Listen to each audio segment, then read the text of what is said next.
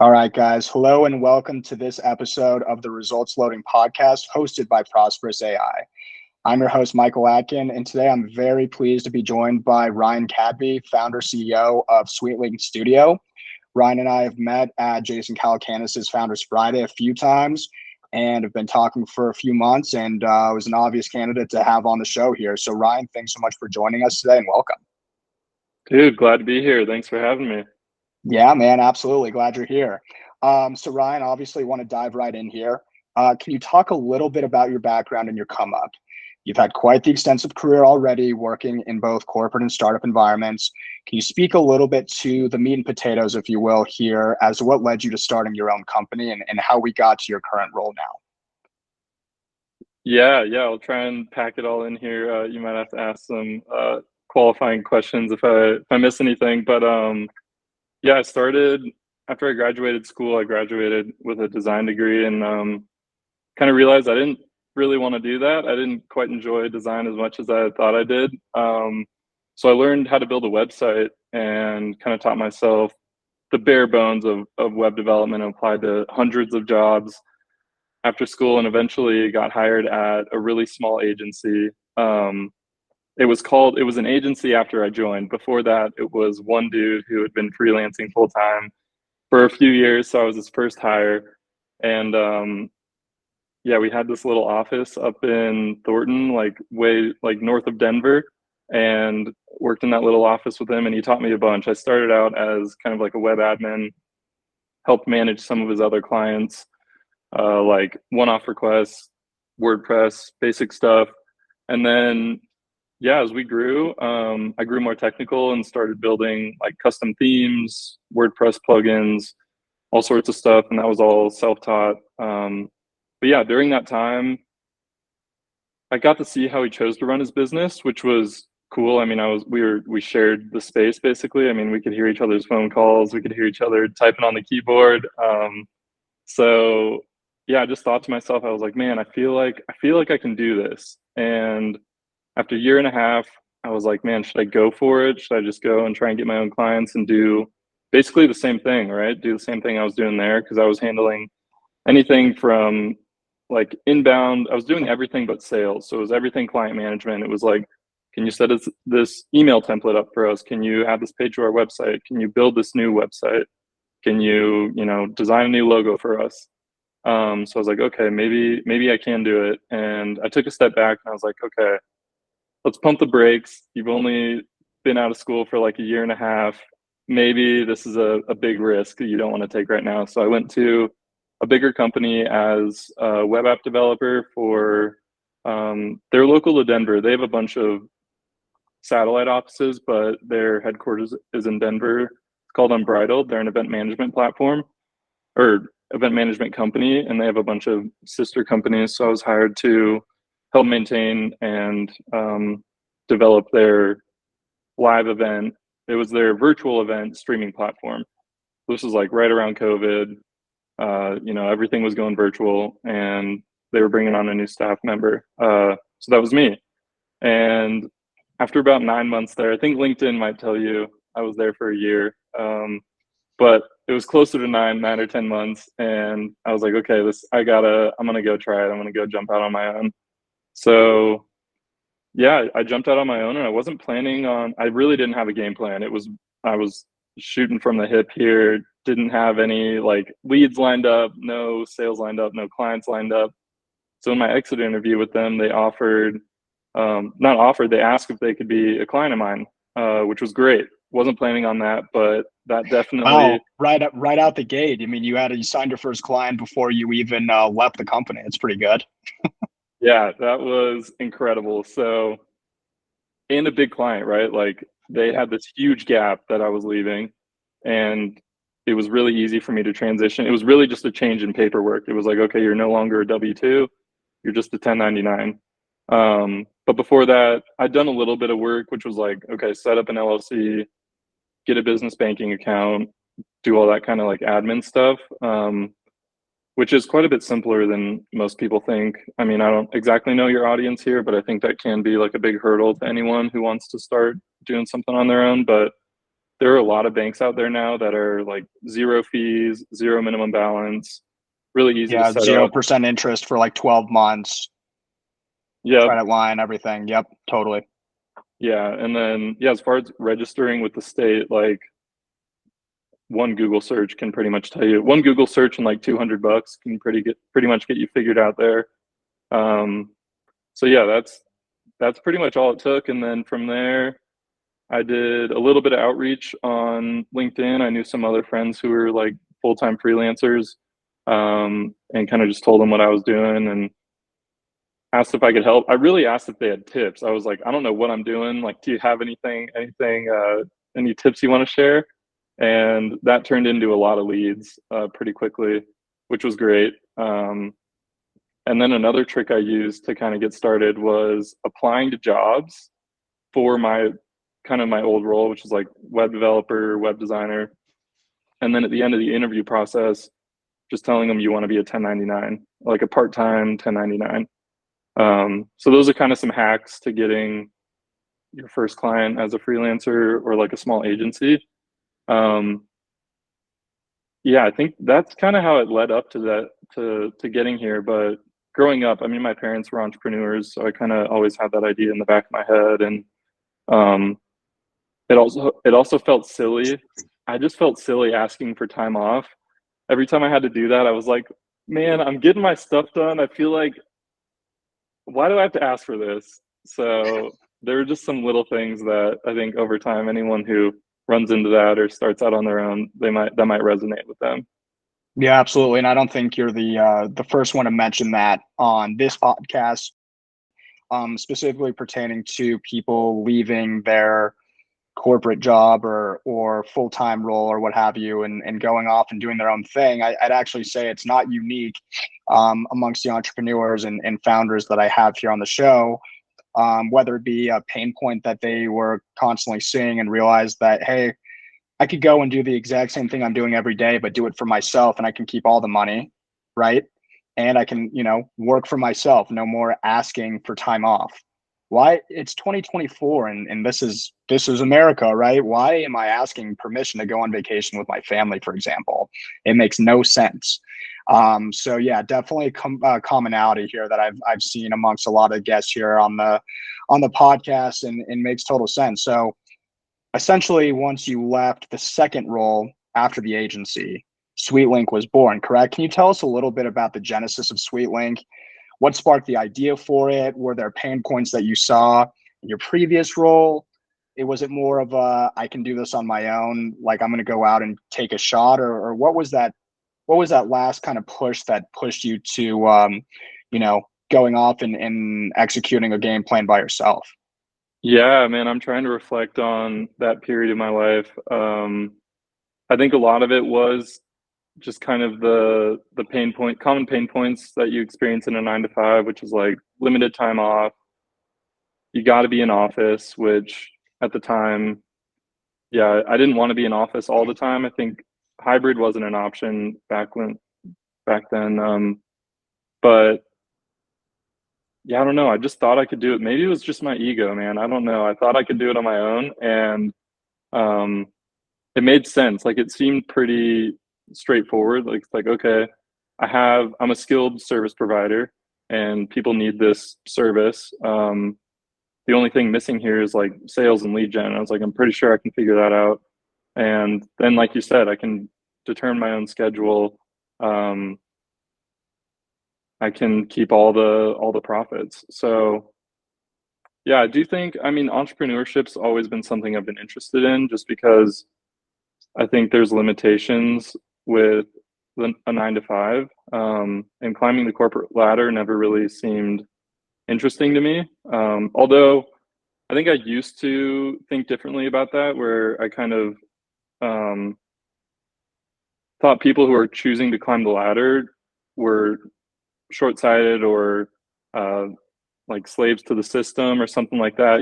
This I didn't look kindly upon it, but I now that I've been working for myself for a few years, there's definitely pros and cons. And if a 9 to 5 works for you, I admire that, and I think that's great because it's a really good solution for a lot of people.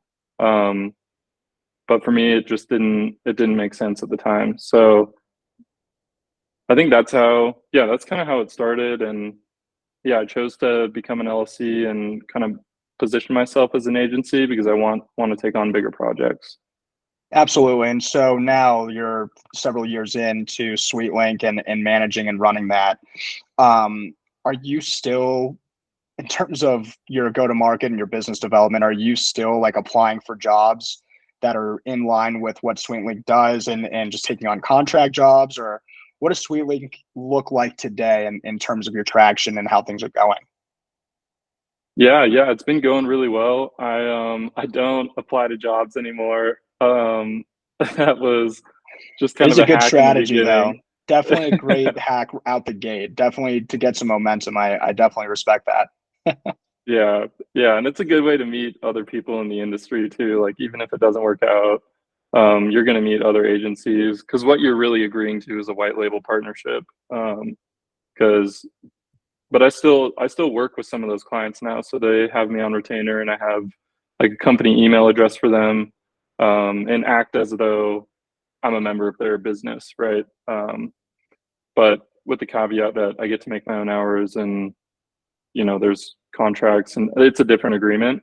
Um, but yeah, nowadays most of my clients are on retainer, and then I'll just take on projects here and there. There's not much of a sales pipeline, but it's been difficult to scale, right? Like if you want to grow out of this sort of solopreneur into an agency, you would need to white labeling becomes more difficult if you're acting as a representative of that company. So I'm working on standing up some niche down websites, or they look like different agencies, um, and just trying to do more outbound sales for those, and do more project based work and get clients on a hosting plan, for some that sweet MRR. Yep. Um, Yeah, we love sweet MRR.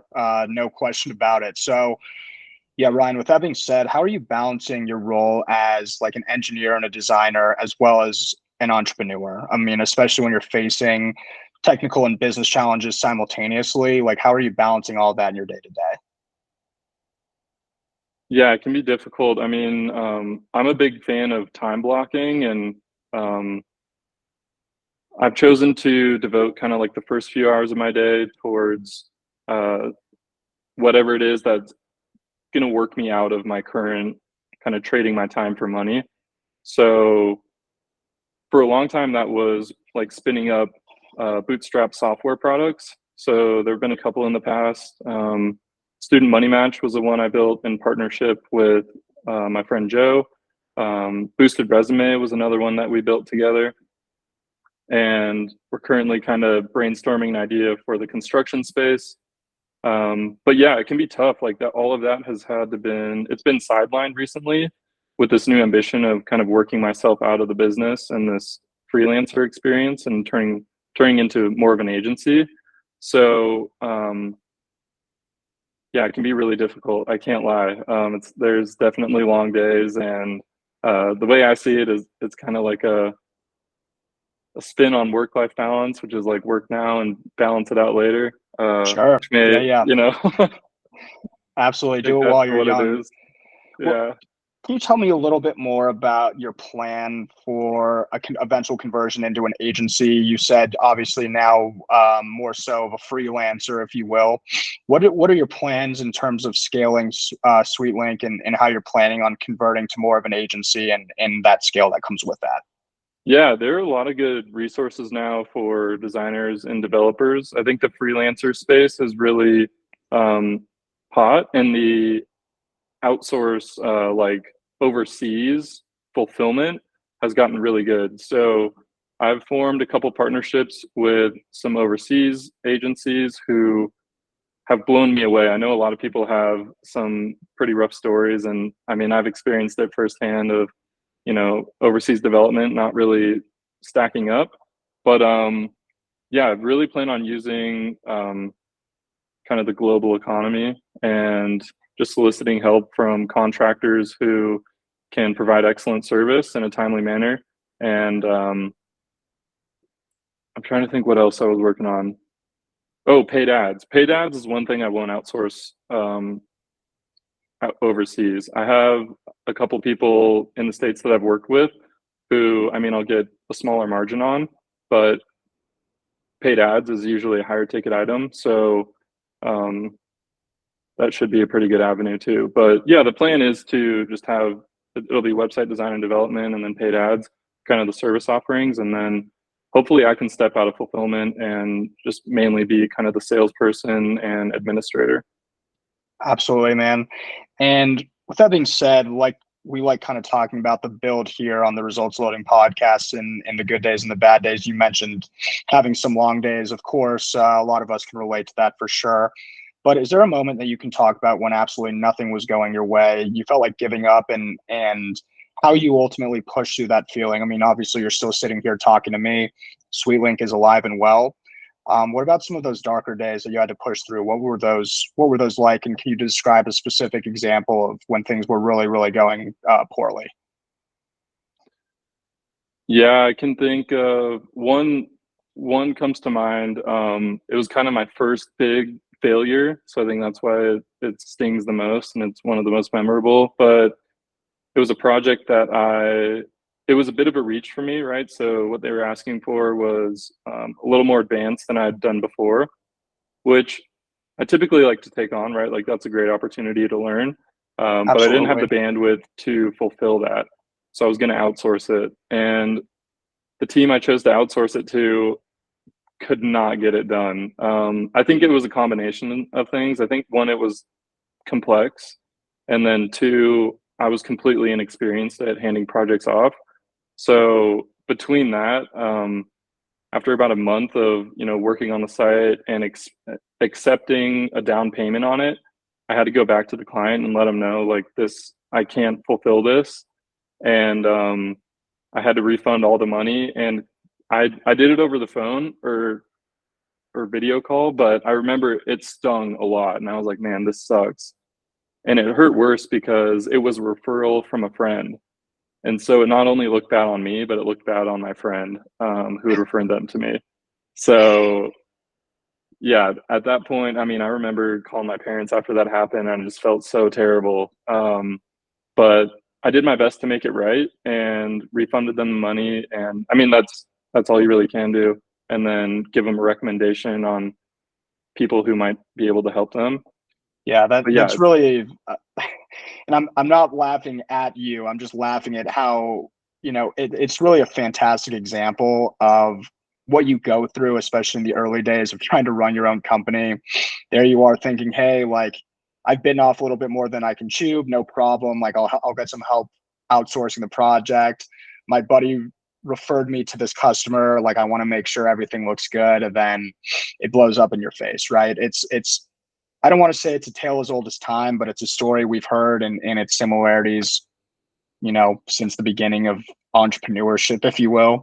And I'm sure you learned a lot from that. I mean, I don't want to assume anything, but I can guess that you vet, if you are doing outsourcing, you vet them much better.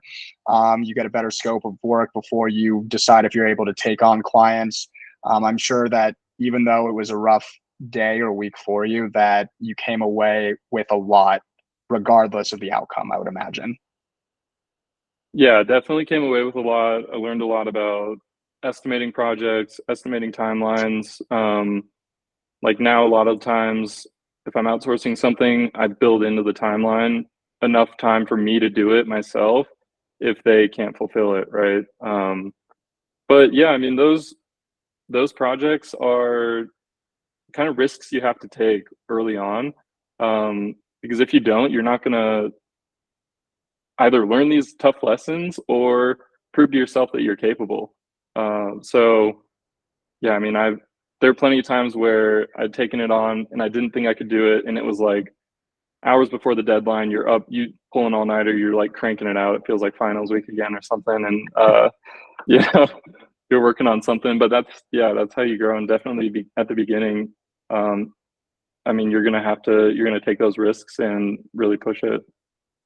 Yeah, absolutely, man. And switching gears to a more positive side of building companies, building startups, and why we do this. For you, Ryan, like what does success mean to you beyond the metrics and the milestones? I mean, what allows you in your business to go to bed every night with a smile on your face? Yeah, I mean, Away from the I money, don't. for example. I mean, why, you've been doing this for several years now. What does the success mean to you, like away from the revenue, for example, and the success? Right. I'm tracking. I'm just thinking about like going to sleep with a smile on my face is not the same goal as, kind of why I'm doing this or why I'm choosing to try and build this business. It's enjoying the process. So maybe you're right. Maybe I am going to sleep with a smile on my face every night. But I think the end state for me is just getting more time back, right? Like I'm sure for you it's the same, and I think that's why software is also an amazing business model. It's because it can scale infinitely without much more sort of manpower needed for that. Yeah, I mean, and that's the same with kind of your own, like my business, right? If this agency scales, then hopefully there's a time when I don't have to work a full day to kind of earn the same money. So it's that freedom of time and choice of how I spend my time, um, which maybe is, I mean, that might be a common answer you get on this pod, but There's no right and wrong answer here. Just curious because I've had a range of different entrepreneurs and founders here on the Results Loading podcast. And for example, I had one guy on. He is an artist, and he obviously monetizes his art. He's involved with several different local businesses. And his answer, just for context, was when I walk down the street and I see somebody I don't know wearing a shirt that I designed, like for him, that's what it's all about. Obviously, he's an artist, a little different than like what you're doing or what I'm doing. But yeah, man, everyone has their own reason, and everyone does this for their, we're products of our upbringing. We all have different reasons for attacking something like this, and really, it's a to each their own kind of situation. But no, I agree entirely. I definitely can relate to what you just broke down for us. there's definitely another piece of it, which is like it's fun to build cool shit. Like Yeah, at the end of for the sure. day, like that can be really fulfilling in itself. And if that's not billable work, like I'm sure you and your work, like you guys are a startup and you're probably working on something extremely fulfilling. But for me, sometimes it's not always client work, and like I'll find that in a side project or something like Boosted Resume where it's just fun to build stuff like that. That's something I enjoy. But yeah, I think Exactly. freedom is kind of like the umbrella there. Yeah. No, and it's a good umbrella indeed. I think it's an umbrella that we can mainly all get behind for sure. Um, Ryan, one last question before we wrap up here. Can you share with us, and I love asking entrepreneurs this question specifically, can you share with us one of your aha moments where you physically felt like things were starting to change for SweetLink for the better? I mean, can you think of a specific moment or idea that at the end of the day you really felt like the tides were turning, things were turning around, and all that scratching and clawing started to move yourself and your company into a really positive direction? Yeah, I mean, I can't point to like a specific transaction. I think, like you said, it's more of a feeling. And I think it was about a year after I'd started freelancing, started kind of my Sweetling studio. Um, I canceled my lease was coming to an end in Denver, and I chose to just go travel. And that was a big dream of mine when I first started, was to be able to work remotely and work from wherever I wanted, whenever I wanted. And I went and traveled for a year and spent some time in like Mexico and Colombia. And yeah, I look back fondly on those pictures in my camera roll, and I just think like, all right, like I did that and I did it myself, and I can be proud of that. So um, that was definitely one of the turning points for me. Absolutely, man. And obviously, not unique. Travel is a great way to get out and see the world, especially when you own your own company. no need to request time off. You go to Mexico and Colombia for as long as you want. You probably even were able to get a little work done and keep the train going, man. So a great example. You come back and it's like, okay, let's get back to it. I can kind of do whatever I want to do and going to focus on work for a little bit. And it's a beautiful thing, right? Yep. Yeah, totally agree. Cool, man. Well, hey, thank you so much for being on the Results Loading podcast. Really appreciate your insight into your background and kind of how you got here. Is there anything else you want to mention before we wrap up today? Yeah, I'm gonna do a shameless plug here. I am trying to grow my TikTok following. So if you want to go follow me on TikTok, it's just at Ryan Cadby. Would really appreciate it. Sounds good, man. No problem. This is what it's here for. So yeah, we'll get that all put up on the video. Really appreciate you being on and thanks so much for being on the podcast today, man. Good luck to you. Yeah. Thanks, Michael. Appreciate it.